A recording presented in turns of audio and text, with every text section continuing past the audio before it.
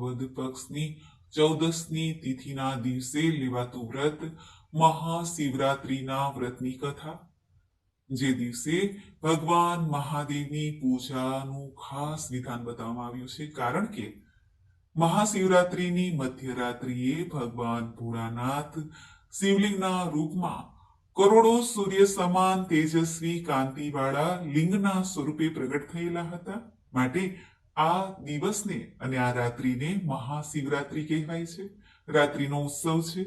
આજે ભગવાન ભોળાનાથની દિવસ રાત ભક્તો સેવા પૂજા કરી મંત્ર જાપ કરીને પ્રભુને પ્રસન્ન કરે છે. કારણ કે મહાશિવરાત્રિ અર્થાત ભોગ અને મોક્ષ આપનાર આ તિથિ છે, જે દિવસે ભક્તો ભગવાન મહાદેવની પૂજા ઉપાસના કરી વ્રત ઉપવાસ કરે તો ધર્મ અર્થ કામ અને મોક્ષની પ્રાપ્તિ થાય છે. એવો આ શુભ દિવસ છે. ફરી માતાના ગર્ભમાં આવવું પડતું નથી. માટે દેવોના દેવ મહાદેવની પૂજા ઉપાસના સ્વયં તેમની શક્તિ સાથે થાય છે, શિવલિંગના રૂપમાં થાય છે. એવી આ મહાશિવરાત્રિના મહિમાની કથા એટલે મહાશિવરાત્રિ વ્રત કથા આજે આપણે આ વિડીયોમાં સાંભળવાના છીએ. જો આપને આ વિડીયો પસંદ આવે તો લાઈક કરજો, શેર કરજો. આપ આ ચેનલ પહેલી વખત જોઈ રહ્યા છો તો સબસ્ક્રાઇબ કરી લેજો, જેથી આવનાર નવા વિડીયોની માહિતી આપ સુધી તુરંત પહોંચી શકે. ધન્યવાદ. ત્વમેવ માતાસ્ય પિતા ત્વમેવ ત્વમેવ બંધુસ્ય સખા ત્વમેવ ત્વમેવ વિદ્યા દ્રવિણમ ત્વમેવ ત્વમેવ સર્વમ મમ દેવ દેવ. બોલો ભગવાન શક્તિપતિ મહાદેવની છે. મિત્રો, જગતના માતા પિતા શિવ અને શક્તિ છે. એટલા માટે કે કુળદેવીના રૂપમાં આપણે દેવી પાર્વતીની જ પૂજા કરીએ છીએ. અને મહાદેવ જે કૈલાસપતિ છે, કૈલાસ પર્વત ઉપર બિરાજમાન થઈને આખા લોકને નિયંત્રિત કરે છે. પશુપતિનાથ પણ છે. માટે સર્વે જીવોમાં અમુક અંશે પશુતા તો હોય જ છે, તેમાં મનુષ્ય પણ આવી જાય છે. તેના નાથ તે ભગવાન મહાદેવ છે. અને ભગવાન શિવજીને પ્રિય એવો ઉત્સવ છે કોઈ, જ્યાં સ્વયં પ્રભુ લિંગના રૂપમાં પ્રગટ થયા, તે છે મહાશિવરાત્રિ. આ મહાશિવરાત્રિ એટલે કે રાત્રિનો ઉત્સવ. આ મહારાત્રિ, જેને મોહરાત્રિ પણ કહેવાય છે, કાલરાત્રિ પણ કહેવાય છે, તે વર્ષમાં 4 રાત્રિ કહેવાણી છે. એક તો આ શિવરાત્રિ, બીજી છે જન્માષ્ટમી, ત્રીજી છે હોળીની રાત્રિ અને ચોથી છે દિવાળીની રાત્રિ. આ ચારેય રાત્રિમાં જે ભક્તો રાત્રિએ જાગરણ કરીને પૂજા ઉપાસના કરે છે, ચાહે આપણા ઈષ્ટદેવની પૂજા ઉપાસના કરીએ, જે તિથિના દેવતા હોય એ પ્રમાણે પૂજા ઉપાસના કરીએ. જેમ કે દિવાળીની રાત્રિએ આપણે લક્ષ્મી પૂજન કરીએ છીએ, હોળીની રાત્રિએ નૃસિંહ ભગવાનની પૂજા ઉપાસના કરીએ છીએ, અને જન્માષ્ટમીની રાત્રિએ ભગવાન શ્રી કૃષ્ણની, અને મહાશિવરાત્રિમાં ભગવાન મહાદેવની. આ રીતે પૂજા ઉપાસના કરવાથી શુભ ફળની પ્રાપ્તિ તો થાય છે. જન્મ મૃત્યુ પણ સુધરી જાય છે, બુદ્ધિ સન્માર્ગે વળે છે, આરોગ્યની પ્રાપ્તિ થાય છે, ઘરમાં પણ સુખાકારી રહે છે, વંશવૃદ્ધિ થાય છે, અને અંતે મોક્ષપદ.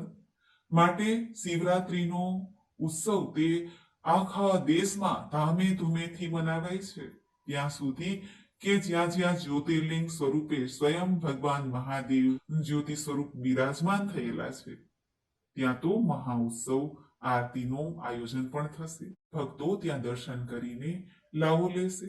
મહાદેવના સ્થાનકોએ જઈને, ચાહે આપણી ઘરની આજુબાજુમાં જે શિવાલય છે ત્યાં જઈને પણ ભક્તો પૂજા ઉપાસના કરી શકે છે. અને આ શિવરાત્રિમાં રાત્રિની પૂજા પણ દરેક મંદિરમાં થશે, જ્યાં મહાદેવના શિવલિંગ છે, ચાહે નાનકડા શિવલિંગ પણ હોય, ત્યાં પણ પૂજા ઉપાસના આખી રાત થશે. આખી રાતનું જાગરણ થશે અને સવારે આ વ્રતના પારણા થાય છે.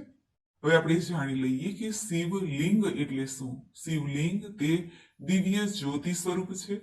પૌરાણિક માન્યતા અનુસાર શિવલિંગનું નિર્માણ મન, ચિત્ત, જીવ, બુદ્ધિ, આકાશ, વાયુ, અગ્નિ, જલ અને પૃથ્વીથી આ શિવલિંગનું નિર્માણ થયેલું છે.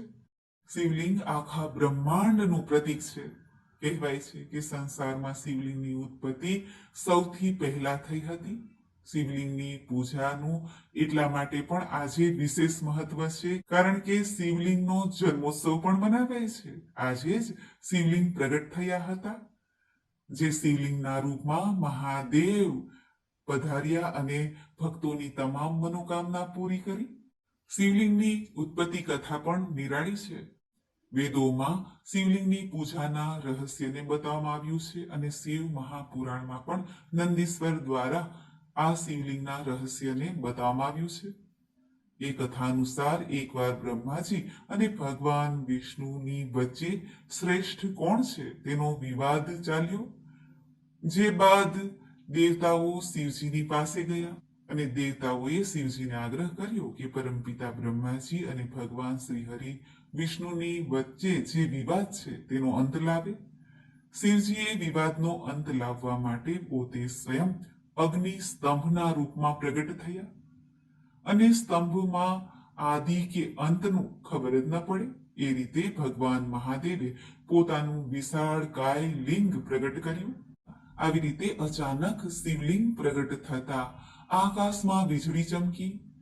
પરમપિતા બ્રહ્માજી અને ભગવાન વિષ્ણુ જે વિવાદ કરતા હતા તેઓ આ લિંગને જોવા લાગ્યા અને એકબીજા કહેવા લાગ્યા કે આ શું છે, આ ક્યાંથી પ્રગટ થયું, કેવી રીતે આપણી વચ્ચે આવ્યું. હવે આપણે જોઈએ કે આનું આદિ અને અંત ક્યાં છે. બંને પોતપોતાના વાહનો પર ચડીને શિવલિંગનો આદિ અને અંત ક્યાં છે તે શોધવા લાગ્યા. ફરી પાછા મળ્યા, પરંતુ બંનેમાંથી કોઈને પણ આદિ કે અંત શિવલિંગનું દેખાયું નહીં. ભગવાન શ્રી હરિ વિષ્ણુ તો પોતે થાકીને એક તરફ બેસી ગયા અને વિચારવા લાગ્યા કે આ શું છે. ત્યારે શિવલિંગ ઉપર એક કેતકીનું પુષ્પ હતું, તે નીચે પડ્યું. ત્યારે બ્રહ્માજીએ કહ્યું કે હે પુષ્પ, તું ક્યાંથી પડ્યું છે. કેતકીના પુષ્પે કહ્યું કે હે પરમપિતા, હું લિંગ ઉપર ચઢેલું હતું ત્યાંથી પડ્યું.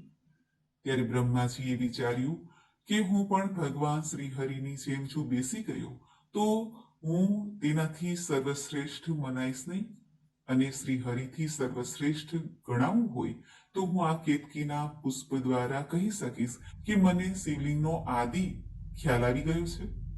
પરમપિતા બ્રહ્માજીએ કેતકીના પુષ્પને સાથે લઈને ભગવાન વિષ્ણુ પાસે આવ્યા અને કહ્યું કે મને શિવલિંગનો આદિ ભાગ મળી ગયો છે. ત્યારે આકાશવાણી થઈ કે હે દેવતાઓ, હું સ્વયં શિવલિંગ છું અને મારો કોઈ આદિ કે અંત નથી, મારી કોઈ શરૂઆત કે અંત પણ નથી. અને અચાનક ભગવાન મહાદેવ શિવલિંગમાંથી પ્રગટ થયા. સર્વે દેવી દેવતા ભગવાન મહાદેવને પ્રણામ કરવા લાગ્યા અને હર હર મહાદેવ, હર હર મહાદેવનો નાદ ગુંજી ઉઠ્યો. ત્યારે ભગવાન મહાદેવે બ્રહ્માજીને કહ્યું કે હે બ્રહ્માજી, તમે જગતના રચયિતા છો, પરંતુ તમે જૂઠું બોલ્યા, એટલા માટે હવે આ જગતમાં તમારી પૂજા થશે નહીં. ત્યારથી બ્રહ્માજીના અમુક અમુક મંદિરો જ છે. જ્યારે ભગવાન વિષ્ણુ અસત્ય બોલ્યા નહીં, તેઓએ કહ્યું કે મને આ લિંગનું આદિ કે અંત મળ્યું નથી. સત્યવાદી શ્રી હરિ નારાયણની ઉપર ભગવાન મહાદેવ પ્રસન્ન થયા અને કહ્યું, હે હરિ, તમે સાચું બોલ્યા છો, માટે તમારી પૂજા આ જગતમાં થશે અને તમે સર્વની મનોકામના પણ પૂર્ણ કરશો. આ રીતે બ્રહ્માજી અને ભગવાન નારાયણને ભગવાન મહાદેવે આશીર્વાદ પ્રદાન કર્યા. બ્રહ્માજીએ ભગવાન મહાદેવ પાસે ક્ષમા પ્રાર્થના કરી. ભોળાનાથ તો ભોળા છે, તેઓએ ક્ષમા કરી દીધી અને કહ્યું કે હે બ્રહ્માજી, તમે આ સૃષ્ટિના રચયિતા હોય, માટે તમે તમારી ફરજ બજાવો. ભગવાન શ્રી હરિનારાયણ પાલન પોષણ કરતા દેવતા થશે અને હું સંહાર કરતા દેવતા થઈશ. આ રીતે ત્રિદેવનો સંયોગ થયો આ સૃષ્ટિનો રચના, પાલન પોષણ કરવામાં અને સંહાર કરવામાં. માટે ત્રિદેવની પૂજા થાય છે અને સર્વપ્રથમ લિંગની પૂજા કરનાર પરમપિતા બ્રહ્માજી અને ભગવાન શ્રી હરિ નારાયણ હતા. તે દિવસ હતો આજનો શિવરાત્રીનો દિવસ અને રાત્રિ. માટે આજની રાત્રિએ શિવલિંગના રૂપમાં ભગવાન મહાદેવની પૂજા ઉપાસના થાય છે. બીજી કથા સમુદ્ર મંથન સાથે પણ જોડાયેલી છે. જ્યારે દેવો અને અસુરોએ સમુદ્ર મંથન કર્યું ત્યારે 14 રત્ન પ્રાપ્ત થયા. સ્વયં લક્ષ્મી, ચંદ્રમા, અમૃત અને વિષ સાથે. હવે હલાહલ વિષ નીકળ્યું. તેનાથી આખું જગત બળવા લાગ્યું, ત્યાં સુધી કે દેવતાઓ અને દાનવો પણ બચ્યા નહીં. સર્વે દેવી દેવતાઓએ દેવોના દેવ મહાદેવનું સ્મરણ કર્યું અને મહાદેવ તેમની શક્તિ સાથે પ્રગટ થયા. દેવી પાર્વતી અને મહાદેવને પ્રણામ કરીને દેવતાઓએ આ હલાહલ વિષના નિવારણ અર્થે પ્રાર્થના કરી. ત્યારે નાગનાથ મહાદેવ કે જેમના સર્પોના આભૂષણ છે તેવા પરમપિતા મહાદેવે તે હલાહલ વિષને પોતે ગ્રહણ કરશે તેવું જાહેર કર્યું. ભગવાને એ હલાહલ વિષને પોતાના કંઠમાં સ્થાપિત કર્યું, જેથી ભગવાન મહાદેવનો કંઠ નીલો થઈ ગયો, નીલકંઠ કહેવાના. માતા શક્તિએ પણ ભગવાન મહાદેવને સહાય કરી. તે કંઠમાં જ તે હલાહલ વિષ રહે, શરીરમાં પ્રસરે નહીં. છતાં પણ મહાદેવના શરીરમાં જલન પેદા થઈ. તે વિષને ગ્રહણ કરતા તે વિષને કંઠમાં રાખીને મહાદેવ અત્યંત વિચલિત થઈ ગયા. મહાદેવને શાંત કરવા માટે સર્વે દેવી દેવતાઓએ મહાદેવ ઉપર જલાભિષેક કર્યો. દેવી પાર્વતીએ પણ તે હલાહલ વિષને પચાવવા માટે મહાદેવની સહાયતા કરી. મહાદેવને ભાંગ, ધતુરો, બિલ્વપત્ર આદિ પણ સમર્પિત કરવામાં આવ્યા. આમ મહાદેવની અંદર જે હલાહલ વિષની અગ્નિ હતી તે ધીરે ધીરે શાંત થઈ. ત્યારથી પણ કહેવાય છે કે મહાદેવની આ મહાશિવરાત્રિની રાત્રિએ મહાદેવને જલાભિષેક થાય છે. એટલા માટે અત્યારે આપણે શિવલિંગ ઉપર જલ અર્પિત કરીએ છીએ, બિલ્વપત્ર અર્પિત કરીએ છીએ. આમ આ શિવરાત્રિની સાથે આ કથાઓ પણ જોડાયેલી છે. આજના દિવસે ભગવાન ભોળાનાથના શિવલિંગની ગંગાજલ છે અથવા સાદુ જલ છે, પુષ્પ, બિલ્વપત્ર, ભાંગ, ધતુરો, કાચું દૂધ, દહીં, મધ, શેરડીનો રસ, કાળા તલ, સફેદ તલ અને આકડાના પુષ્પોથી, તુલસી દલથી પણ ભગવાન મહાદેવની પૂજા ઉપાસના થાય છે. ખાસ કરીને રાત્રિએ નિશિતા કાળમાં પૂજા કરવી સર્વશ્રેષ્ઠ મનાય છે. આજના દિવસે ભક્તો વ્રત પણ રાખે છે. સવારથી વ્રતનો સંકલ્પ થાય છે કે વ્રત પોતે કેવી રીતે કરવા માંગે છે, નિર્જળા કે ઉપવાસ. કારણ કે મહાદેવનું આ વ્રત છે, તેમાં આહાર લેવાતો નથી. જો વ્રત ન થાય તો ચિંતા ન કરવી. પ્રભુની ઈચ્છા માનીને ભલે આપણે સાત્વિક ભોજન લઈએ, પરંતુ રાત્રિમાં મહાદેવની પૂજા ઉપાસના કરી શકીએ છીએ. પૂજા ઉપાસના ન થાય તો માનસી સેવા તો ઉત્તમમાં ઉત્તમ છે. જ્યાં બેઠા છો ત્યાં ને ત્યાં જ પૂજા ઉપાસના થઈ જાય છે મનથી. માટે કોઈ ચિંતા ન કરવી. મહાશિવરાત્રિના દિવસે જો બહેનો માસિક ધર્મમાં હોય તો 5 દિવસે પૂજા થાય છે, પરંતુ વ્રત અવશ્ય કરી શકાય છે. જો કોઈ ઘરમાં સૂતક હોય, કોઈનું જન્મ મૃત્યુ થયું હોય તો પણ વ્રત કરી શકાય છે, પૂજા ન થાય. જેવી પ્રભુએ આપણને શક્તિ આપી હોય એ રીતે પૂજા ઉપાસના થઈ શકે છે. શિવરાત્રિના મહાત્મય રૂપ આ વ્રત કથા અવશ્ય સાંભળવી જોઈએ. આવો આપણે સાંભળીએ ભગવાન ભોળાનાથને પ્રિય એવી આ મહાશિવરાત્રિની વ્રત કથા. બોલો ભગવાન શક્તિપતિ મહાદેવની જય. વર્ષો પહેલાની વાત છે. એક પ્રદેશમાં એક મોટું જંગલ. આ જંગલમાં એક સરસ મજાનું સરોવર હતું. આ સરોવરના કિનારે એક મોટું બિલ્વ વૃક્ષ હતું અને તે ઝાડની નીચે મહાદેવનું નાનકડું શિવલિંગ હતું. આ જંગલમાં રહેતા હરણા દરરોજ આ સરોવરમાં પાણી પીવા આવતા હતા. પાણી પીને તેઓ આ બિલ્વ વૃક્ષની નીચે આરામ કરતા, બેસતા, જાણે કે મહાદેવના દર્શન કરતા હોય. એક દિવસ પર્વતની તળેટીમાં રહેતા ભીલ વહેલી સવારે ખાધા પીધા વગરના પોતાનું તેર કામઠું લઈને જંગલમાં શિકાર કરવા નીકળ્યા. તે દિવસ મહાશિવરાત્રિનો હતો, તેથી રસ્તે આવતા જતા લોકો એકબીજાને શિવ શિવ એવું કહેતા. તેને પણ રસ્તામાં બધાને શિવ શિવ એવું કહ્યું. તે પણ દેખાદેખીમાં શિવ શિવ બોલતા રહેતા હતા. આમ ભગવાન મહાદેવનો મનમાં મંત્ર જાપ થઈ ગયો. આ શિકારી આખો દિવસ શિકારીની શોધમાં આમ તેમ ફર્યો, પણ તેના હાથમાં નાનું સરખું સસલું ન આવ્યું. તે આખો દિવસ ભૂખ્યો રહ્યો, તરસ્યો, ભટક્યો. સાંજ પડતા તે પેલા સરોવરના કિનારે આવીને પહોંચ્યો. તેણે સરોવરનું મીઠું જળ પીધું, તરસ છીપાવી. પછી તે બિલીના વૃક્ષ નીચે, એટલે કે ભગવાન શિવજીના જે શિવલિંગ પાસે બિલ્વ વૃક્ષ હતું ત્યાં આવીને બેઠો. તેણે જાણીએ અજાણીએ જ ભગવાન મહાદેવના દર્શન કરી લીધા. એવામાં અંધારું થઈ ગયું.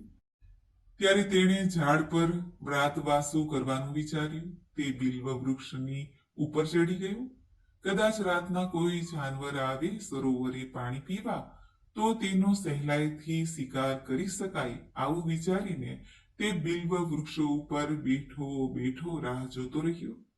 તે ઝાડ ઉપર તો ચડ્યો, પણ તેને શિકાર જોવામાં ઘણી તકલીફ થતી હતી. તેના કારણે તેના મોઢા પાસે જે બિલ્લીના પત્ર આવતા હતા, ડાળીઓ આવતી હતી, તેના પાંદડા તે જે નડતા હતા તેને તોડીને તે નીચે ફેંકવા લાગ્યો. જે પાંદડા ફેંકતો હતો તે અજાણતા જ શિવલિંગ ઉપર પડતા હતા. આમ કરતા રાતમાં 11 વાગ્યા. ત્યાં એક હરણ સરોવર કિનારે પાણી પીવા માટે આવ્યું. શિકારી બાણ મારવા ઝાડ પર જેવો આઘો પાછો થયો કે ઝાડ પરથી કેટલાક બિલ્વપત્ર ખરીને નીચે શિવલિંગ પર પડ્યા. પાંદડાના અવાજથી હરણ ચમકી ગયું. તેણે ઊંચે જોયું તો શિકારી બાણ તાકીને બેઠો હતો.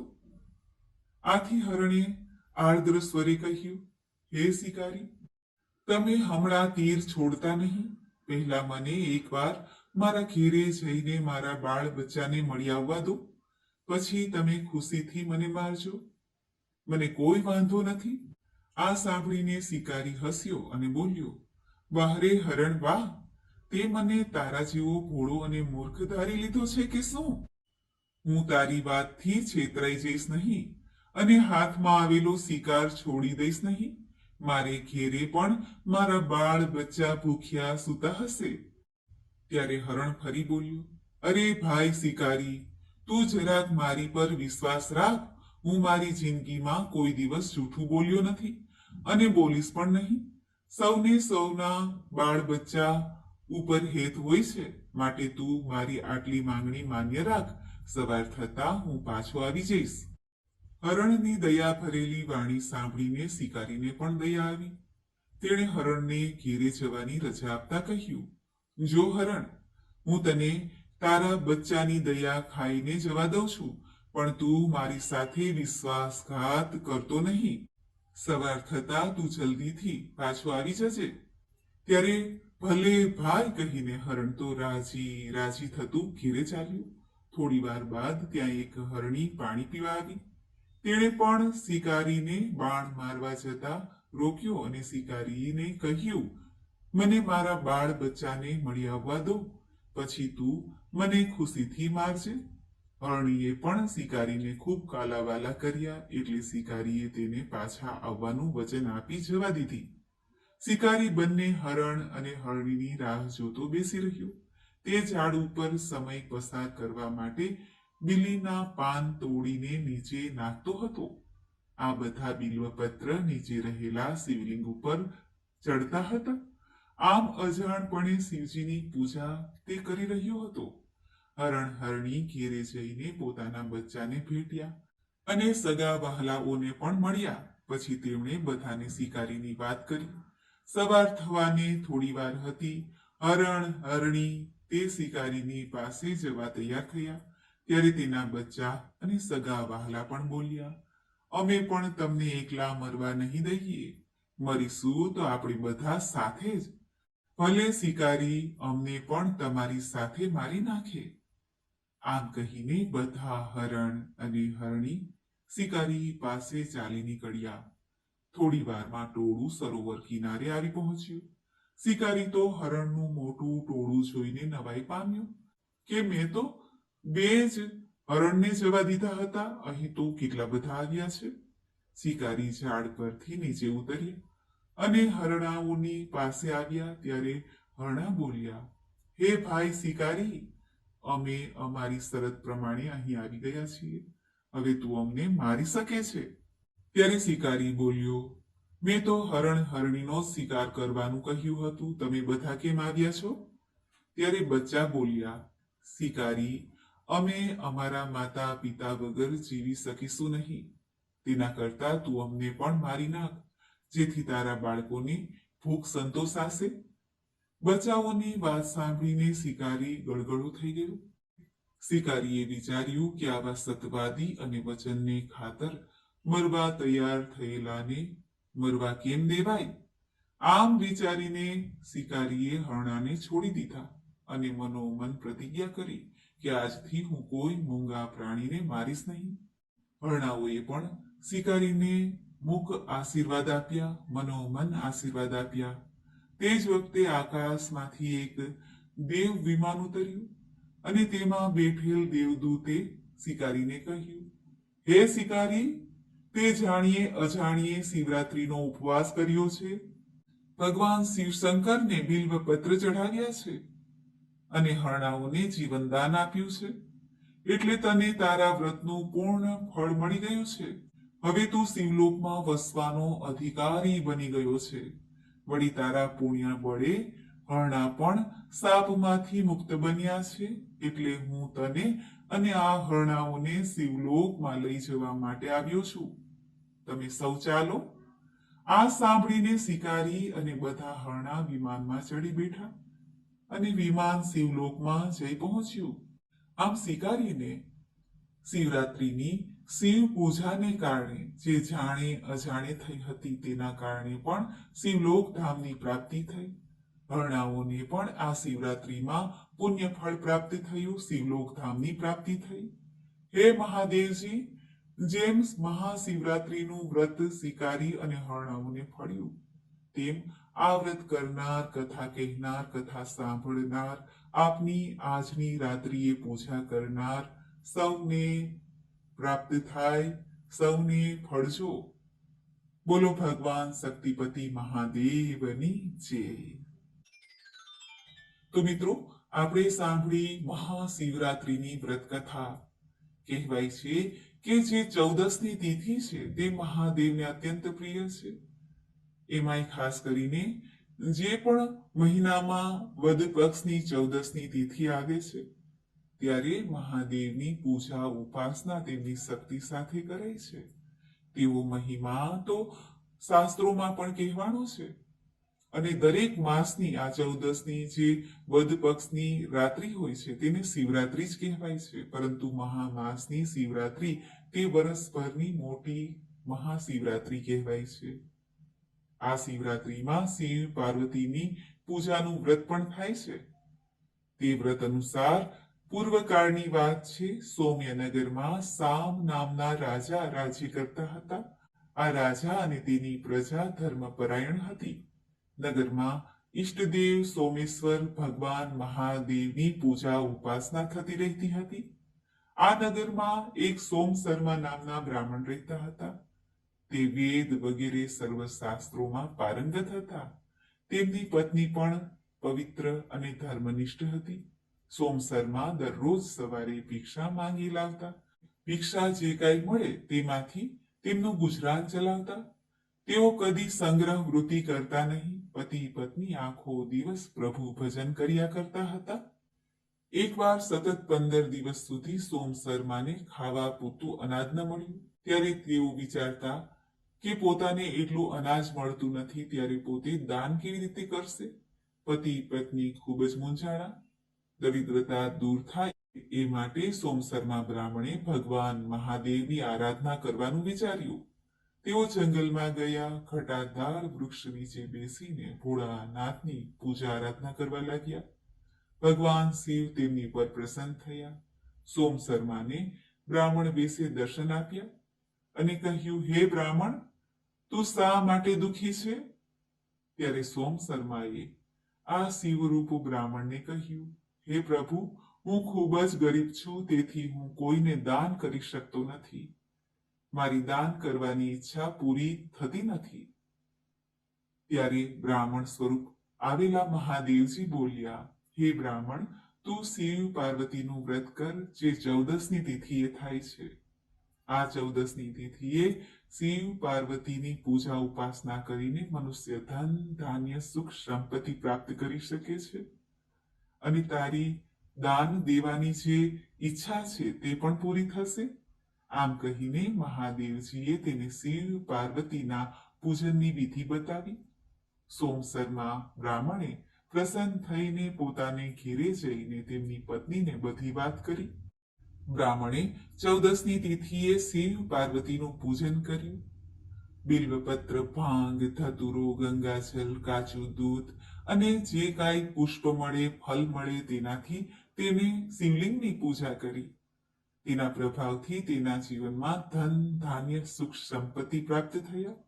બંને પતિ પત્ની પોતાની ઈચ્છા મુજબ દાન દેવા લાગ્યા.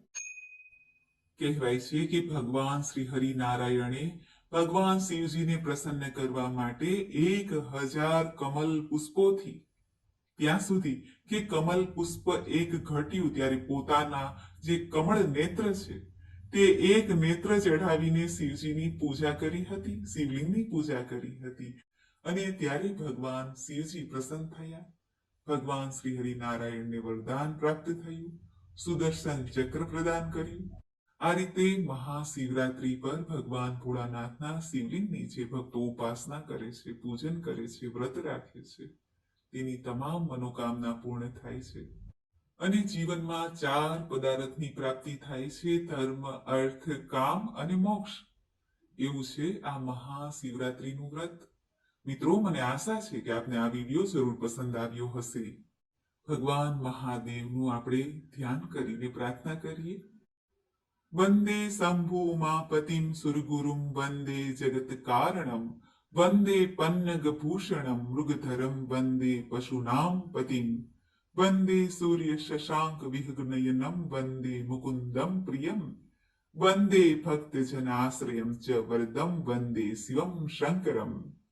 અર્થાત, હે શિવશંકર, હિમાલય પુત્રી ઉમાના પતિ, દેવતાઓના ગુરુ, જગતના કારણભૂત, નાગકુળ જેમના આભૂષણ છે તેવા, જે મૃગ ચર્મને ધારણ કરનારા ભગવાન પશુપતિ, સૂર્ય, ચંદ્ર, અગ્નિ જેમના 3 નેત્રો છે, એવા હરિ વિષ્ણુને જે પ્રિય છે અને જે ભક્તજનોનું આશ્રય સ્થાન છે, એવા વરદાન આપનારા કલ્યાણકારી શિવ શંકરની હું વંદના કરું છું.